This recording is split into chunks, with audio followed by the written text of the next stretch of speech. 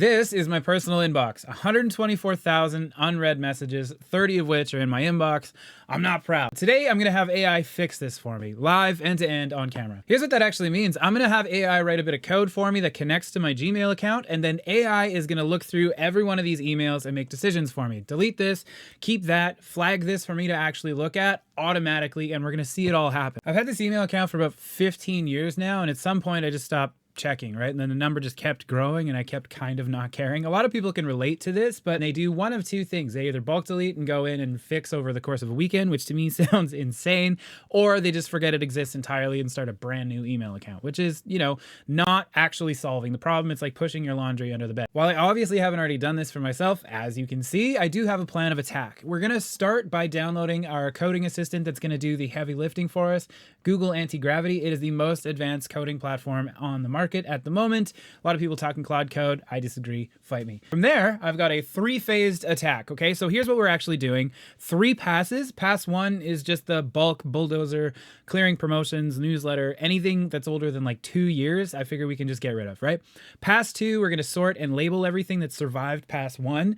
Pass 3 is where our AI agent reads the messages and tells me what actually needs my attention, gives me a summary of what's going on. But before we do any of this in reality, we're going to make sure that we run it dry first so that nothing gets deleted until we've seen exactly what the output would be, because I'm not an animal.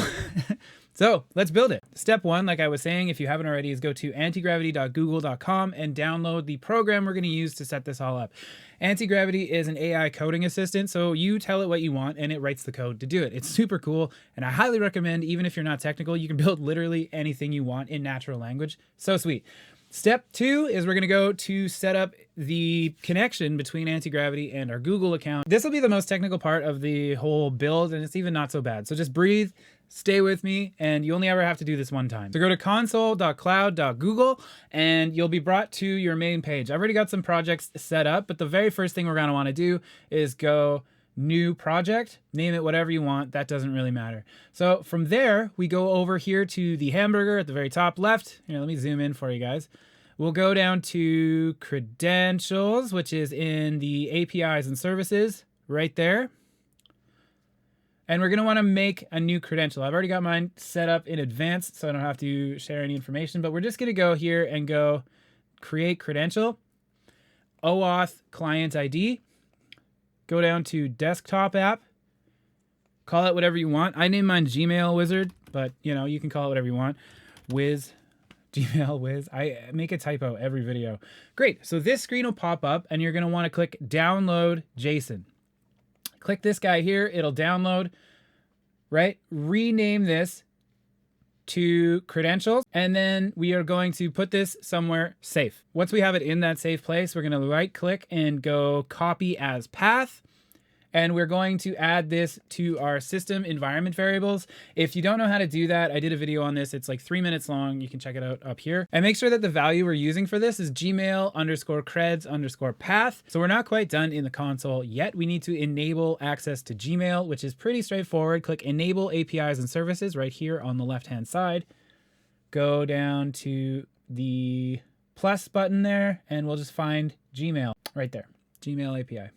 So this is already enabled for me, as you can see here, but yours will say enable. Just click that and you are done. All right, so the very next step we're going to do is we're going to want to make sure that we have the connection set up for our AI provider. So if you're using OpenAI or Anthropic, that's fine. You can get the API keys through those platforms. I prefer OpenRouter because it's one key and you can access any of the models. On OpenRouter.ai, you get your API key once you have an account through your settings. And then API keys, that's where you copy that value and put it into the system variables like we'd said before. Again, the video will be linked in the description. And then we pick which model we want to use. Personally, I'm going to go with Haiku 4.5 because you don't need anything too wild for reading emails. And also don't really want to use a more expensive model for the amount of volume that we're doing today. I bet you this is the high score. Tell me your number in the comments, and yeah, we'll see who's got the higher body count. Can't take him anywhere. All right, so now that we've got this, those are all the pieces we need. We've got our Google credentials, we've got our AI code, we've got the model we want to use. Let's go to Antigravity and actually put this together. And if you haven't used this before, this will be your opening screen. It's generally good practice to work in a folder. So I'm just going to build a new one right now. Select folder. Perfect. Okay, so this will be the screen you start on, and we can literally just talk to this thing and tell it exactly what we want to do. So I'm going to use a little microphone. Write me a Python script that connects Gmail using OAuth 2, reads all unread emails in batches of 100, and runs 3 passes. First pass archives anything promotional or older than 2 years. Second pass applies labels based on sender domain. Third pass uses the Claude Haiku 4.5 via OpenRouter API key to classify email as needs reply, needs action, or FYI only. Include a dry run mode that logs everything but changes nothing. Include a sender whitelist that is never touched. We've attached this to our AI coding assistant. We'll say OpenRouter model name is this, and then we can say Google credential path is Gmail _creds _path, and then we are good to go. We'll click enter, and it's going to start spinning that up for us. Okie dokie. Looks like it's doing some stuff. It might come up with some prompts to approve different actions it's taking.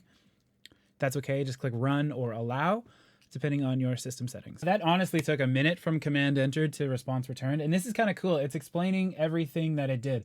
Authentication with OAuth, batches of 100. It like confirms that it understood the mission and that it has absolutely completed the task. It also lets you know what it had to install to do this, like the different requirements in order for this code to work properly. It pulled in the API key that we had in our system variables. It pulled in the credentials path from our system variables, and it's got this code going named email wizard Python. Okay, right here, it's explaining what I was going to explain to you guys first too. So the first time you run any sort of Google application, it pops up with a window asking you to authorize it. And there's a bit of a scary screen. It's like, are you sure you want to proceed? And it's just a safety mechanism for Google, like making sure that you know what this application does. So you're not running any code that could be potentially destructive for you. You're going to just say yes and trust this application because we've built it ourselves for our own application. When you're happy with the results from the dry run, just change dry run equals true to dry run equals false at the top of the script. So let's see where that is. OpenRouter dry run right there. There's your sender whitelist.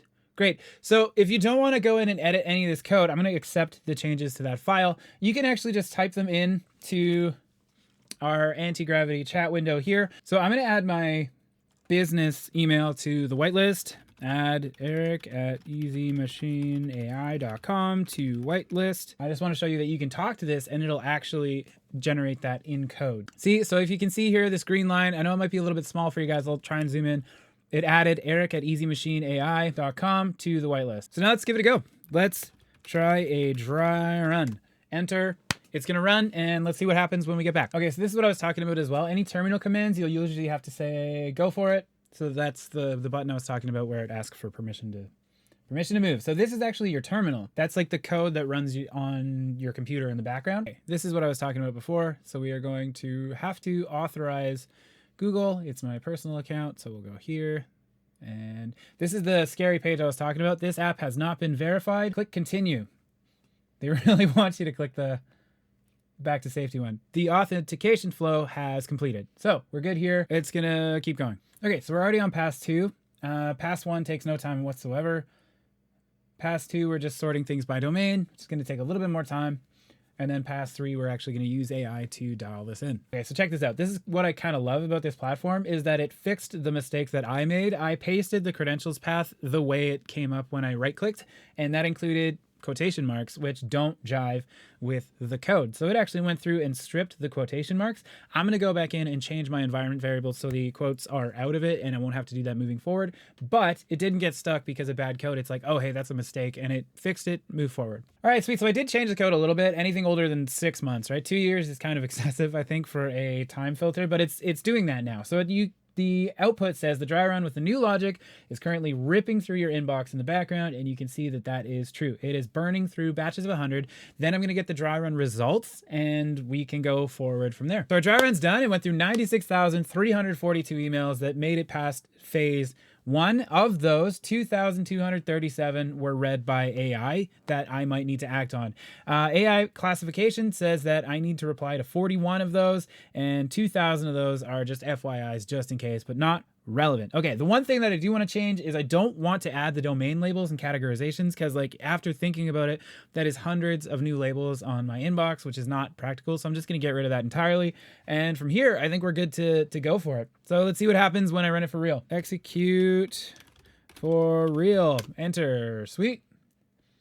So this is going to go through again. It's going to take probably another 30 minutes to actually execute, and we'll see what it looks like on the other side. All right, here we go. It is finished. I'm going to just read what it says in terms of 94,000 archived before we did anything, which is cool. And let's go over to my Gmail now and check it. Oh, there we go. It already populated. 0 drafts weren't touched, which is what we wanted. Cool. And then it's labeled these. FYI, needs action, needs reply. Love it. All right, so that is actually like a huge weight off my chest. I'm sure you see the practicality behind this, but the next step to this is, now that we have this script running, I can have this polling every so often to just triage messages every day rather than once the planets are aligned, or however long that was. The beauty of this is it can run in the background and only alert me when something actually needs my attention, and not a bunch of different notifications from forums or promotions or all that sort of thing. 2 things. So if you found this useful, I'm sure you did, and you want to set this up for yourself, click the link in the description where I give away these resources for free. If you found this useful and you don't want to do it yourself, that's also completely valid. Send me a message and I'll hook you up. Thanks for hanging out. We'll see you in the next one.